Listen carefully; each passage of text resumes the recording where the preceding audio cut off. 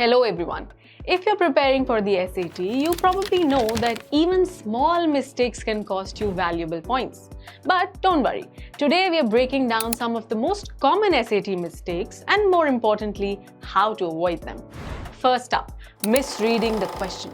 The SAT loves to include tricky wording or extra details to throw you off. Like a math problem might ask for x plus y, but students will mistakenly solve for just x and mark that answer. How do you avoid this now?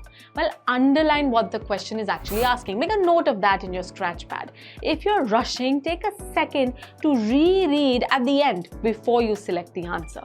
Next, running out of time. Many students get stuck on one question, one tough question, and they end up rushing through the rest of the test.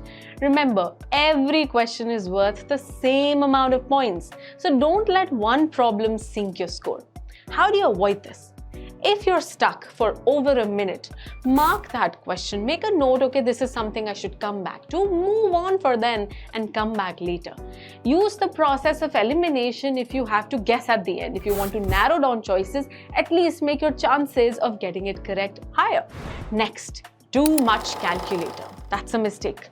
Since the digital SAT allows calculator use throughout, it's tempting to rely on it for everything. But constantly reaching for your calculator, even for simple calculations, it can waste precious time. Use it wisely. How to avoid it? Well, use estimation, mental math, whenever it's easy, whenever it's doable, to speed things up. Now familiarize yourself with the Desmos calculator. This is what is used in digital SAT. You should be very comfortable with using it. You'll be able to navigate it quickly for more complex problems. They'll become really simple when you learn using the calculator properly. Next mistake. This sounds right. Now, what's the mistake? In the reading section, one common mistake is picking an answer because it sounds correct instead of proving it with evidence. The SAT often includes trap answers that are close but not quite right. How do you avoid this?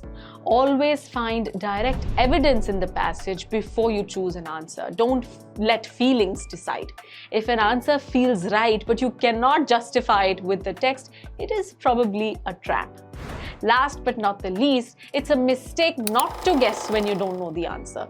Remember, there's no penalty for wrong answers, so why leave something blank? It's the worst thing you can do. If you're unsure, just eliminate obvious wrong choices and make your best guess among the remaining ones.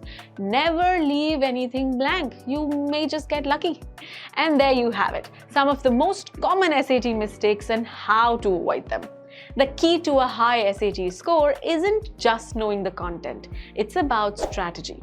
So keep practicing, stay confident, and go crush that test. Good luck.